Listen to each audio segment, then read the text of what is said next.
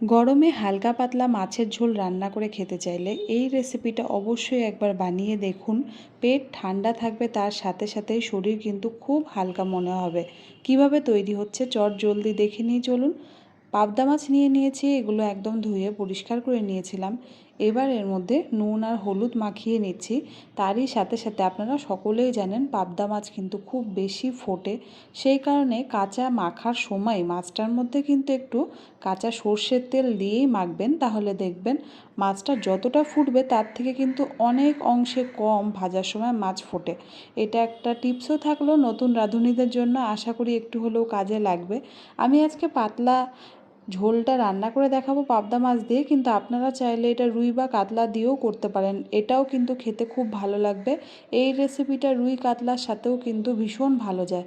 বিশেষ করে গরমের দিনগুলোতে তো শরীর ঠান্ডা রাখার জন্য এরকম মাছের ঝোল খুবই ভালো লাগবে খেতে। এবার দেখুন মাছগুলোকে ভেজে তুলে নিলাম। এবার এই সামান্য তেলের মধ্যেই কিন্তু বড়ি আমি ভেজে নিচ্ছি, আমি কলাই ডালের বড়ি ভাজছি। ভেজে এগুলোকে আমি তুলে নিলাম। এবার এই তেলের মধ্যেই কিন্তু কেটে রাখা ঝিঙ্গা দিয়ে দিচ্ছি।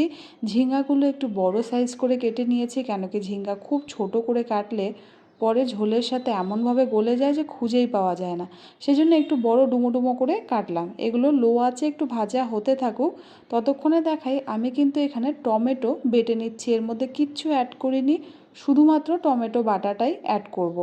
এবার ঝিঙ্গাগুলো ভেজে তুলে নিলাম। এই তেলের মধ্যে কালো জিরা হাফ টিস্পুন আর একটা শুকনো লঙ্কা ফোড়ন দিয়ে আলুগুলো ভাজতে দিয়ে দিলাম। আলুগুলো বেশ বড় করে কেটেছিলাম, একটু ডুমো ডুমো সাইজ করে। এবার এর মধ্যেও সামান্য পরিমাণে একটু লবণ দিয়ে শুধু ভেজে নিচ্ছি। এই মাছের ঝোলের রান্নাটায় তেল মশলা এতটাই কম লাগে, আপনারা নিজেরাও দেখলে বুঝবেন কত কম তেল মশলায় রান্না হচ্ছে। আমি দেখুন এখানে আলুগুলো ভাজা হয়ে যেতেই টমেটো বাটাটা দিয়ে দিলাম। টমেটো বাটাটা দেওয়ার সাথে সাথেই আমি কিন্তু এখানে একটু জলও দিয়ে দিচ্ছি। শুধুই টমেটো বাটাটাকে কষাবো না, তার সাথে একটু জল দিয়ে তারপর কিন্তু কষাবো, তবেই কিন্তু এটা খেতে স্বাদ হবে। আর এর মধ্যে অহেতুক কোনো মশলা দিচ্ছি না, সামান্য পরিমাণে একটু হলুদ গুঁড়ো 1 টেবিল চামচ আর জিরা গুঁড়ো দিচ্ছি 1 টেবিল চামচ আর সামান্য লবণ। এমনকি এই রান্নাটার মধ্যে কিন্তু লাল লঙ্কার গুঁড়োও গেল না, সেটাও দেওয়ার কোনো দরকার নেই।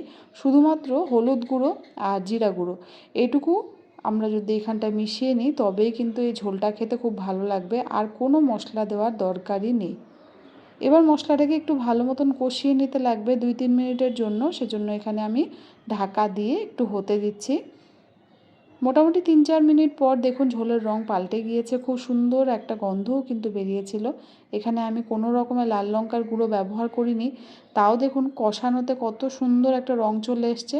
হ্যাঁ, টমেটো বাটা ছিল সেজন্য এসছে, এটাও বলা যায় না, কিন্তু দেখুন জিনিসটা দেখেই বুঝতে পারছেন শরীরের জন্য কিন্তু এই ঝোলটা খেতে খুব ভালো লাগবে, আপনারা ট্রাই করে দেখতে পারেন।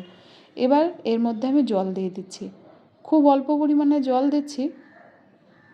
জলটা দেওয়ার সাথে সাথেই কিন্তু আমরা এখানটায় সামান্য পরিমাণে একটু লবণও অ্যাড করে দেব। লবণটা না দিলে কিন্তু ঝোলটা পরের দিকে একটু পাংশাটে হয়ে যাবে। তো এর মধ্যে আমি ভেজে রাখা মাছগুলোকেও এক এক করে অ্যাড করে দিচ্ছি। মাছগুলোকে দিয়ে তারপর এপিট ওপিট করে একটু উল্টে পাল্টে নিতে হবে। এই ঝোলটা আপনারা দেখেও হয়তো বুঝতে পারছেন কত সহজে তৈরি হয়ে গেল। বানিয়ে দেখলে পরে আশা করি সকলের ভালো লাগবে। আসলে গরমের দিনগুলোতে দেখবেন খুব একটা তেল মশলা রিচ খাবার খেতে কিন্তু ইচ্ছে করে না, সেই দিনগুলোতে এরকমভাবে বানিয়ে দেখুন, ছোট বড় সকলের ভালো লাগবে। ঝোলটা যখন ভালো মতন ফুটে গেল অবশ্যই আলুটাকে চেক করে নেবেন, যদি সিদ্ধ হয়ে যায় তবেই কিন্তু বড়ি আর ঝিঙ্গা যেগুলো আগে আমরা ভেজে নিয়েছিলাম সেই ভেজে রাখা বড়ি আর ঝিঙ্গাটাকে অ্যাড করে দেব। এটা একদম সবার শেষেই দেবেন, না হলে পরে ঝিঙ্গা আর বড়ি এমনভাবে গলে যাবে এক ফোঁটাও মুখে পাওয়া যায় না। এবার আমি যেটা করলাম ঢাকা দিয়ে রাখলাম, ঢাকা দিয়ে 2-3 মিনিটের জন্য একটু সেদ্ধ হতে দিয়েছিলাম বড়িগুলোকে, না হলে বড়ি ফুলবে না। দেখুন এবার আমার রান্নাটা কিন্তু একদম কমপ্লিট হয়ে গেল। এই ঝোলের থেকে ভালো গরমের দিনে সত্যি আর কিছু হয় না, এক থালা ভাত কিন্তু এটা দিয়ে অনায়াসে শেষ হয়ে যায়, এতটাই টেস্টি এই ঝোল। রান্না করে একবার দেখবেন, অবশ্যই আমাকে জানাবেন কেমন লাগলো। ভালো লাগলে বন্ধুরা অবশ্যই করে একবার চ্যানেলটাকে সাবস্ক্রাইব করে দিতে হবে, আর তার সাথে সাথে ভিডিওটা ভালো লাগলে লাইক করতে কিন্তু একদমই ভুললে চলবে না। আমি প্রায়ই আপনাদের জন্য নিত্য নতুন অনেক ধরনের রান্না নিয়ে আসি, আজকেও নিয়ে আসলাম গরমের দিনের কথা মাথায় রেখেই এরকম একটা মাছের ঝোল। আশা করি ভালো লাগলো বন্ধুরা। ভালো লাগলে অবশ্যই লাইক আর সাবস্ক্রাইবটা করবেন, একদমই ভুললে চলবেন না। সাবস্ক্রাইব করার পর রেড সাবস্ক্রাইব বাটনে অল বাটন প্রেস করতে কিন্তু একদমই ভুললে চলবে না। ধন্যবাদ।